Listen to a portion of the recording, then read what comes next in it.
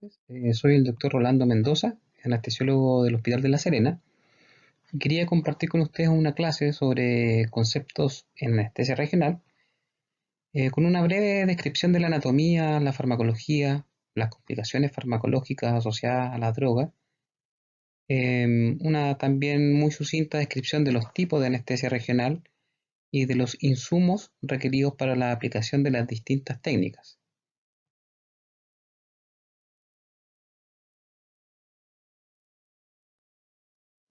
Para poder comprender cómo funcionan los bloqueos regionales, es fundamental entender el mecanismo de acción de los anestésicos locales.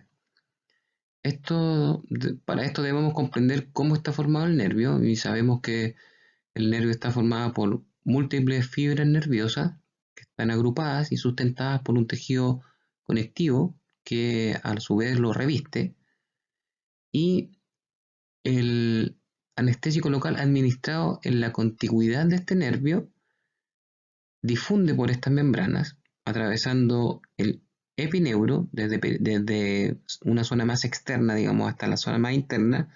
Atraviesa primero el epineuro, luego el perineuro, para alcanzar finalmente el endoneuro. Y es aquí donde el anestésico local alcanza una estructura llamada axón.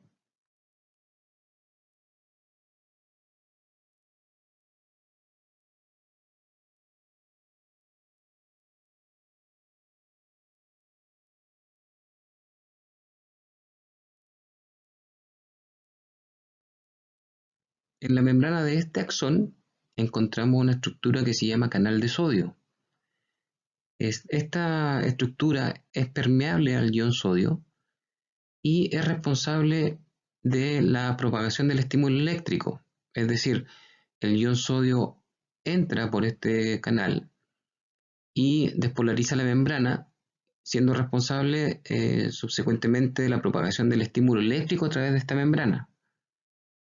Como pueden observar en la figura, el anestésico local bloquea el paso de este ion sodio, impidiendo de manera reversible eh, la transmisión de este impulso eléctrico, con la subsecuente pérdida de la función, ya sea de la función sensitiva y o motora y o autonómica de este nervio.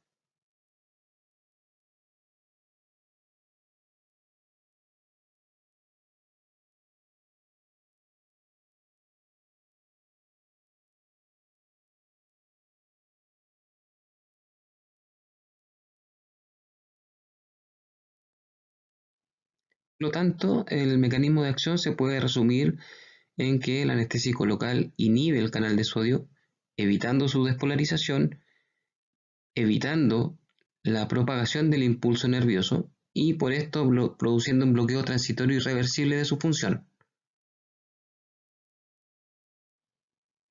Respecto a las dosis máximas de los fármacos, los anestésicos locales, es una respuesta bien amplia que se puede dar porque depende de muchos factores, entre ellos la edad del paciente, depende también del sitio en el cual yo voy a administrar el anestésico local, y eso tiene que ver con la capacidad de absorción del tejido donde yo voy a administrar el anestésico local.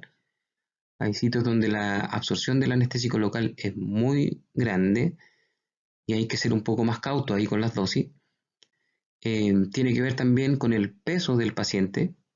Recordemos que las dosis se pueden administrar por kilo de peso, y también tiene que ver con el uso o no de vasoconstrictor, en este caso de epinefrina, asociado al anestésico local.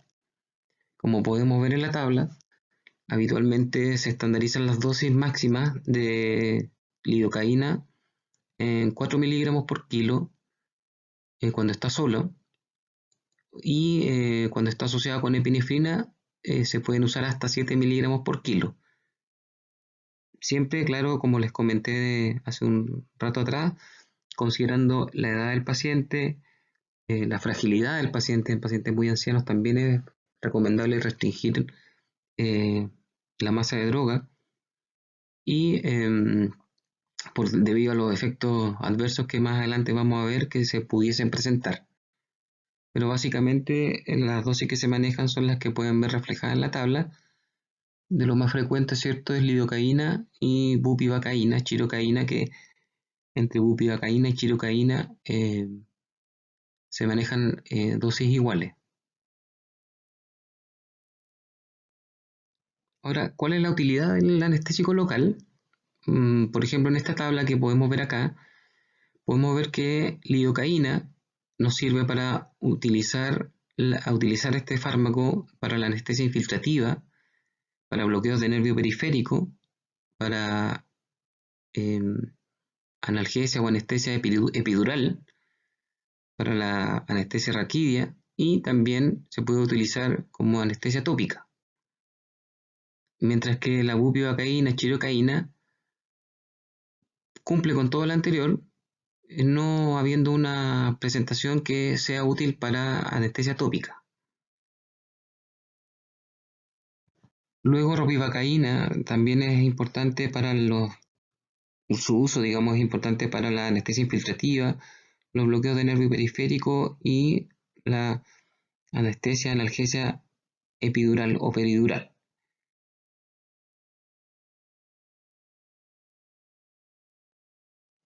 Las complicaciones con el uso de los anestésicos locales pueden ser bastante graves, incluso puede conducir a la muerte, y tienen que ver con efectos que son sistémicos o efectos que son debidos a la inyección local del anestésico local en un sitio en donde no debería haber sido inyectado. A nivel sistémico, tenemos que la complicación más frecuente por el uso de anestésicos locales, debido a su función de bloqueo del estímulo, en este caso simpático, es la hipotensión. Vemos que los pacientes que son sometidos a anestesia raquídea o espinal, debido a la magnitud del bloqueo simpático que se produce hipotensión, debido a la vasodilatación asociada a este bloqueo simpático. Pero también como complicación eh, sistémica, tenemos aquella derivada de la administración inadvertida del anestésico local, sobre todo lo que tiene que ver con bupivacaína y chirocaína. La administración inadvertida, decía, a nivel intravascular de este anestésico local y o la administración de una masa de droga elevada respecto al lugar donde estoy yo administrando el anestésico local. Es decir, en bloqueos, por ejemplo, de pared abdominal o a nivel axilar, en el plexo a nivel axilar, son sitios donde hay una absorción elevada de este anestésico local y en pacientes susceptibles pudiese provocar toxicidad. Recordemos entonces que la toxicidad se va a producir, ¿cierto?, por una absorción eh, masiva de este fármaco, no adecuada de este fármaco, y va a producir, por ejemplo, a nivel miocárdico, el bloqueo de los canales de sodio del corazón a nivel miocárdico. Y esto va a traer complicaciones, desde arritmia, paro cardíaco, a nivel neurológico puede producir tinnitus, puede producir mareos, puede producir además convulsiones. Respecto a la inyección local, sabemos entonces que si nosotros llegásemos a pinchar un nervio o administrar el anestésico local directo en el nervio, es decir, intraneural, se va a producir un bloqueo irreversible de la conducción nerviosa y ese va a dejar una secuela neurológica permanente. Sin embargo, también existe el síndrome neurológico transitorio, que son estas pequeñas parestesias o sensaciones de adormecimiento en una extremidad, digamos, asociado a la administración principalmente de lidocaína intratecal, por lo que hace tiempo ya se ha desaconsejado su uso a nivel intratecal y se prefiere utilizar dosis más bajas de fármacos que no están involucrados en la presencia de síndromes neurológicos transitorios como es la bupivacaína intratecal. Dentro de los distintos tipos de anestesia regional, tenemos fundamentalmente la anestesia neuroaxial, dentro de los cuales encontramos la anestesia subaracnoidea o espinal, y la anestesia epidural o peridural y la anestesia caudal, que fundamentalmente se puede observar en procedimientos que se realizan en pacientes pediátricos. Otro tipo de anestesia regional es la anestesia regional periférica, dentro de la cual tenemos los bloqueos de plexos. También podemos realizar un bloqueo selectivo de un nervio específico. Pues tenemos los bloqueos interfaciales y el bloqueo de Beer o la anestesia regional endovenosa. El objetivo que se persigue tanto en la anestesia neuroaxial como en la anestesia regional periférica es depositar un volumen de anestésico local, ya sea en el espacio subaracnoideo, en el espacio epidural o ya sea en la contigüidad del nervio periférico, con el fin de obtener esta abolición de la aferencia nociceptiva o del estímulo eléctrico, como lo vimos anteriormente, modulando también así a nivel del sistema nervioso central la percepción del dolor. Como todos sabrán, ¿cierto? Esta inhibición es de carácter reversible, por lo que explicamos hace un rato atrás. Vamos a ver ahora un poco de anatomía del neuroeje y también de los plexos. Respecto a la anatomía del neuroeje, podemos ver que básicamente el neuroeje tiene un componente vertebral y un componente neurológico, además de la componente vascular, ¿no?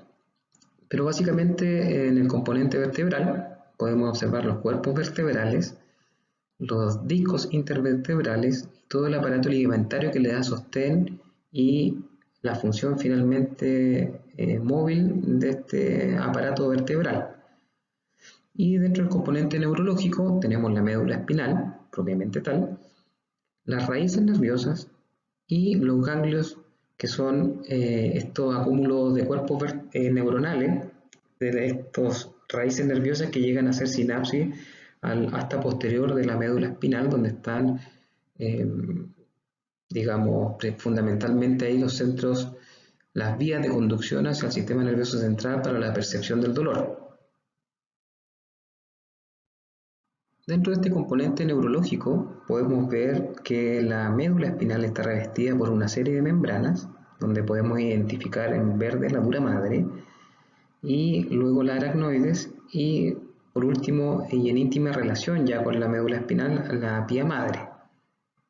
Además podemos observar en esta diapositiva que hay una íntima relación de las estructuras neurológicas y la médula espinal con la vasculatura arterial y venosa, que cumple un rol importante respecto de la farmacología del espacio subaracnoideo y peridural, respecto a lo que tiene que ver con los tiempos de acción y la depuración y metabolismo del anestésico local en estos espacios virtuales y reales, digamos.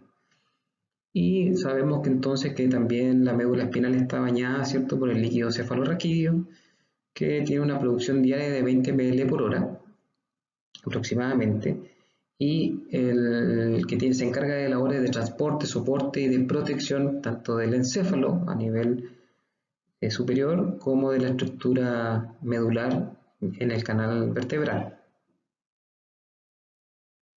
La relación que existe entre las membranas meningias y la técnica anestésica que vamos a utilizar dice relación al lugar donde yo voy a depositar mi anestésico local. Es decir, si yo elijo una técnica epidural, mi objetivo, por lo tanto, va a ser depositar este anestésico local rodeando a la dura madre.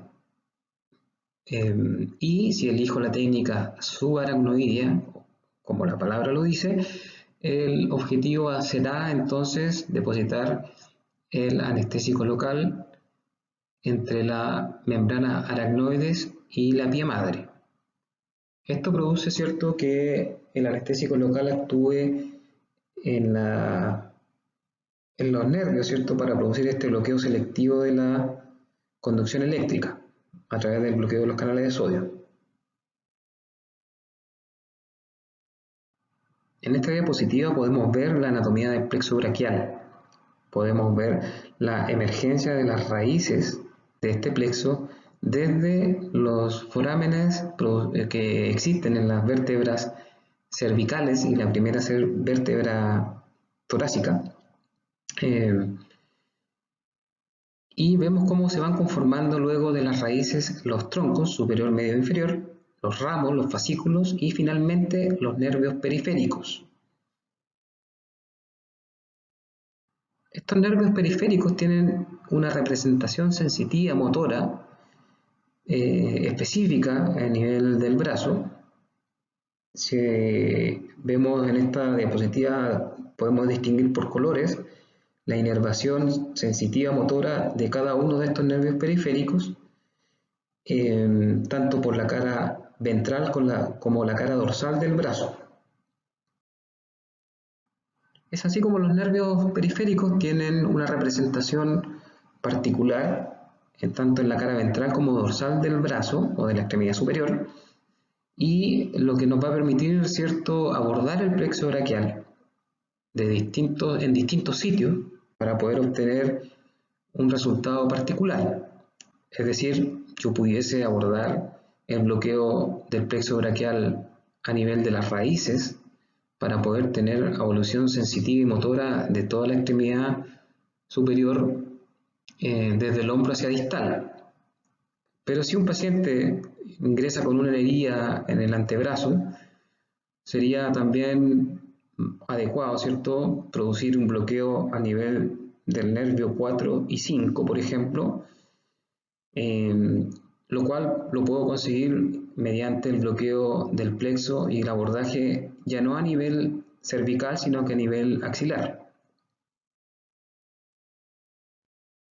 Lo mismo ocurre a nivel del plexo lumbar. El plexo lumbar consta de la emergencia de raíces nerviosas desde la unión de T12 con L1 y hasta niveles sacros, para formar los distintos nervios que van a darle la sensibilidad y la propiedad motora de la extremidad. Por lo tanto, también es posible bloquear cierto tipo de nervios para cierto tipo de cirugías, ya sea un bloqueo de tipo analgésico solamente o un bloqueo de tipo anestésico. Por ejemplo, en esta imagen podemos ver que de color rojo es la distribución sensitivo-motora del nervio femoral y en lila podemos ver la distribución sensitiva del nervio ciático a nivel popliteo, si observamos hacia distal. Por lo tanto, puede ser fácilmente elegida la técnica regional, bloqueando con el anestésico local el nervio femoral como el nervio ciático, para cirugías que son distales a la rodilla, como por ejemplo en las fracturas de tobillo o en lesiones de partes blandas de la pierna. Para poder comprender lo que es un bloqueo interfacial, tenemos que saber que la fascia es el tejido conectivo que envuelve a los músculos y los separa entre sí, y saber que por ese tejido conectivo discurren raíces nerviosas, fibras nerviosas que son principalmente sensitivas y que pueden ser abordadas a través de un bloqueo. Fundamentalmente este tipo de bloqueos son de carácter analgésico solamente, no anestésico, y son bloqueos que se denominan bloqueos por volumen, es decir, es el volumen de anestésico local el que me va a dar el éxito del mismo. En esta diapositiva podemos ver cómo discurren los nervios por este espacio interfacial y podemos ver que hay distintos tipos de bloqueo a distintos tipos de niveles.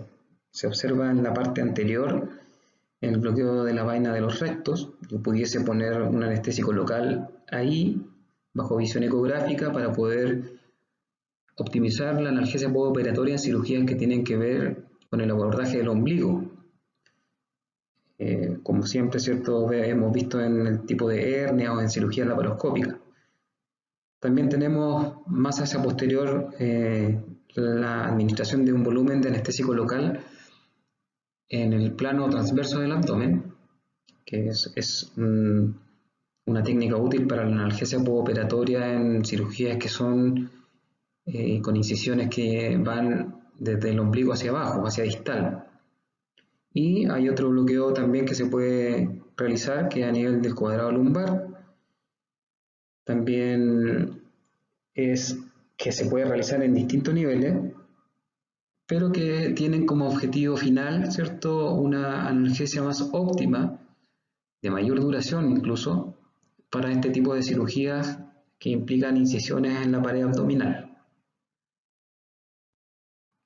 Esta imagen muestra un ejemplo de un bloqueo de la pared abdominal que algunos de ustedes habrán visto que algunos colegas realizamos durante la cirugía, fundamentalmente bajo el ombligo, donde se puede observar en el esquema de la izquierda el músculo de la pared abdominal. Se puede observar primero la piel, luego la grasa, luego se puede observar la presencia del músculo oblicuo externo, el músculo oblicuo interno y luego el músculo transverso del abdomen. Bajo el transverso del abdomen encontramos el peritoneo y luego las vísceras. Podemos observar aquí que el objetivo de este bloqueo es, como se ve en la imagen, depositar un volumen de anestésico local en la fascia donde discurren las fibras nerviosas entre el músculo oblicuo interno y el músculo transverso del abdomen. A la derecha podemos observar esta misma imagen bajo la visión ecográfica, se ve bastante bien y el objetivo es el que les acabo de comentar. Es importante el volumen de anestésico local que usamos y también debo señalar que este es un bloqueo que se recomienda realizar siempre con un vasoconstrictor para evitar una absorción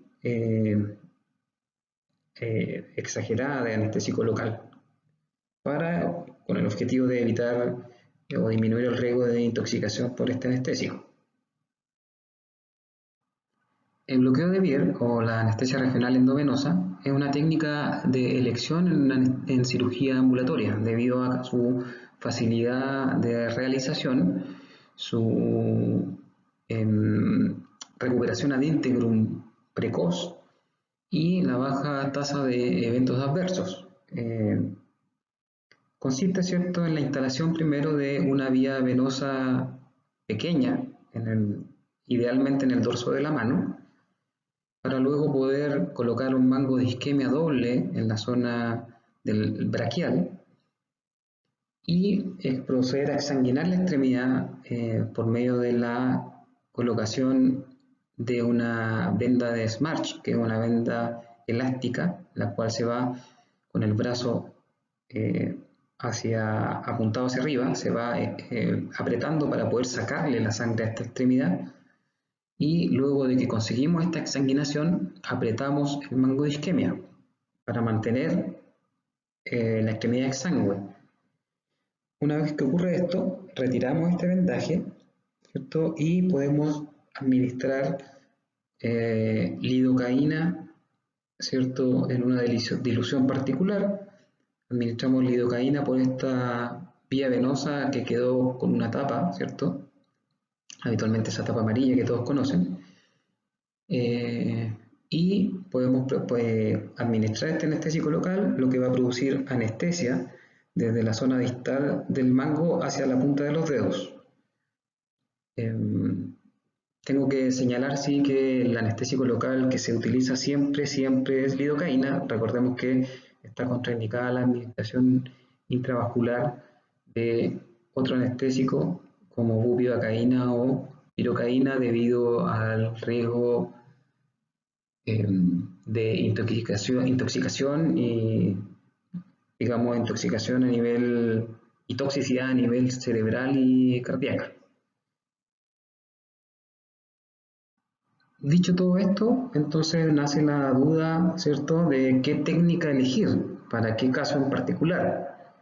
Y eso tiene varias aristas, tiene que ver con la factibilidad técnica, la presencia de los equipos adecuados, los insumos adecuados, las drogas adecuadas, tiene que ver también con la expertise de cada uno, de quien realice el procedimiento, la experiencia que tenga y muchas otras variables que hay que considerar.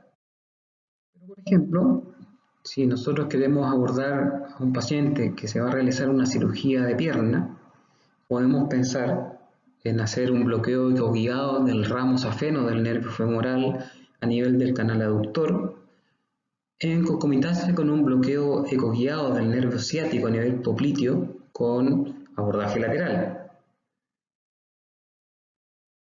Eso es algo que puede sonar ya de por sí por el nombre algo muy laborioso, ¿no? Y otros preferirán solamente realizar una anestesia raquídea. Sin embargo, como les señalé anteriormente, esto tiene que ver con un tema multifactorial que tiene que ver con los insumos, con el tiempo disponible para realizar la técnica, con las capacidades que tenga técnicas que tenga cada uno, etcétera.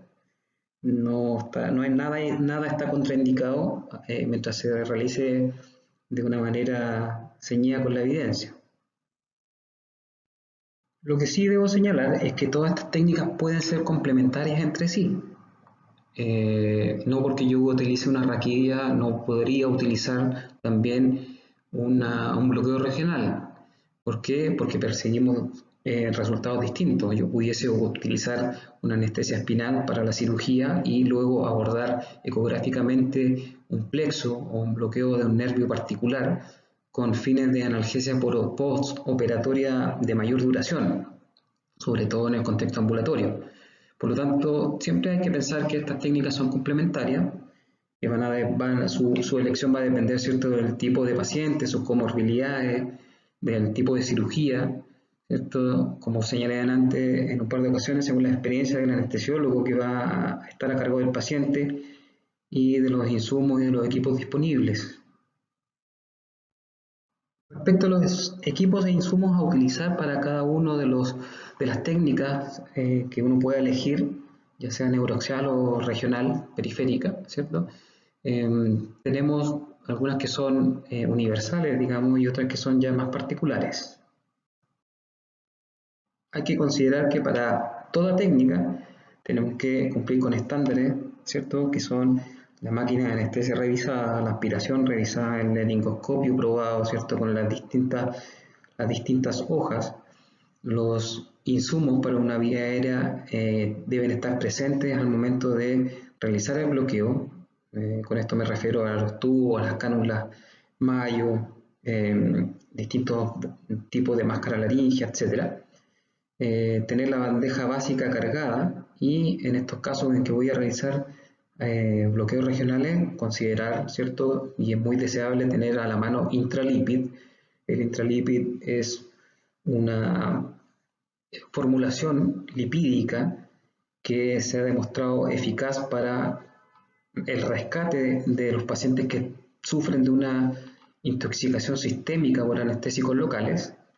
De hecho, es una de las pocas cosas que ha demostrado que le puede salvar la vida al paciente cuando ocurre esta catástrofe. Y lo otro que hay que tener es un monitoreo estandarizado, como siempre, ¿cierto? Y realizar esta técnica de manera aséptica. Para la realización de una anestesia espinal, ¿cierto? Luego de que el paciente está en la mesa y está monitorizado y con todo lo anterior está cumplido, ¿cierto? Debemos disponer de una bandeja estéril de doble envoltura, de paños clínicos para la delimitación del campo estéril, idealmente que venga con compresa, un pincelador y una copela, jeringa, ¿cierto?, de 1, de 3, de 5 cc, con agujas ad hoc, y los medicamentos que son fundamentalmente lidocaína al 2% para la anestesia de la piel, bupivacaína, ¿cierto?, fentanilo y morfina, y o morfina de acuerdo a la elección del anestesiólogo, ¿cierto?, y trócares que fundamentalmente tenemos o contamos con aquellos que son de calibre 25 o 27. Y dentro del 27 tenemos el trócar largo, ¿cierto? De 12 centímetros que para pacientes que son obesos. Y para la anestesia peridural, más o menos son los mismos insumos, ¿cierto? Aquí cambian un poco las jeringas que se utilizan, las drogas que se utilizan, pudiendo ocupar, ¿cierto? Bupivacaína ahora al 0,5% o levobupivacaína al 0,5%, con o sin epinefrina y con suero fisiológico para cumplir con las diluciones.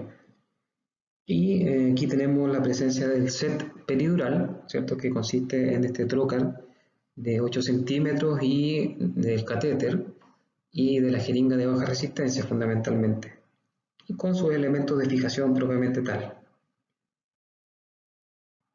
Para la anestesia de plexo debemos contar, ¿cierto?, con el ecógrafo, que no es un requisito sine qua non para poder realizar una anestesia de plexo, pero ya es prácticamente un estándar de calidad utilizarlo, eh, ya que evita o disminuye mucho el riesgo de complicaciones asociadas a la administración de un anestésico local a ciegas.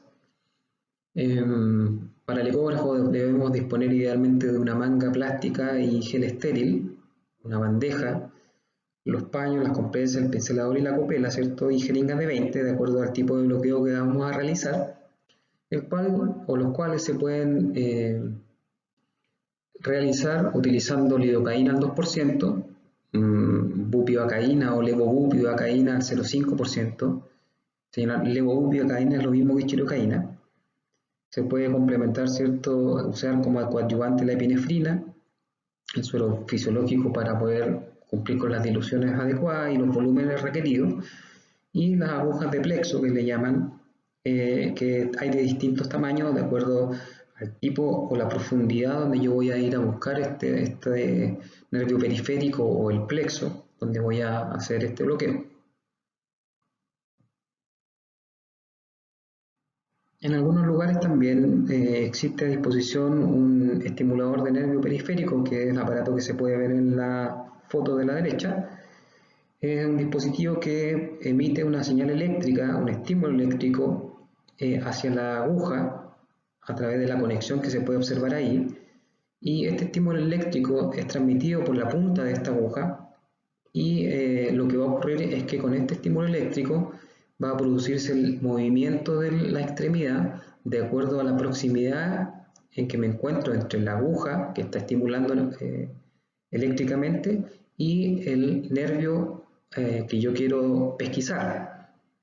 Es decir, aquel nervio responsable de mover la mano, yo voy a pesquisar un movimiento de la mano cuando esté con esta aguja próxima a este nervio. Y una vez que ocurre esto, yo lo tengo identificado y puedo administrar el anestésico local por la otra entrada que se observa en la aguja. Y puedo administrar este volumen de anestésico local hasta que ya se pierde esta respuesta motora en el ejemplo que dimos de la mano.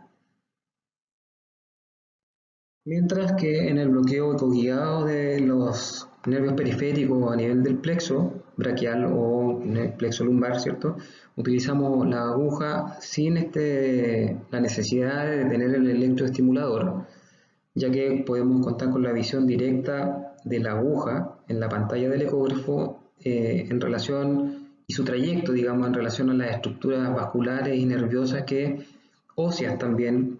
Podemos detectar, como se ve en la imagen, la presencia de la pleura, del pulmón, ¿cierto?, y poder con eso evitar la punción de estas estructuras que pueden producir efectos indeseados.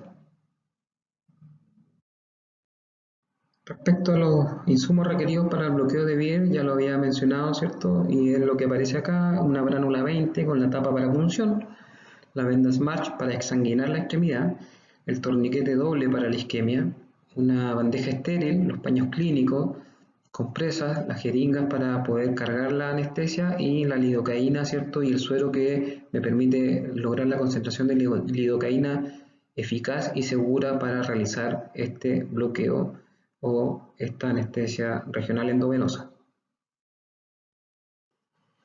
Y bueno, como conclusiones, ¿cierto? Luego de esta clase muy sucinta respecto a la anestesia neuroaxial, la anestesia regional, ¿cierto? Es que debemos conocer la anatomía, la fisiología y la farmacología de los anestésicos locales, ya que es fundamental para poder entender y comprender las distintas técnicas y para qué usamos una u otra, ¿cierto?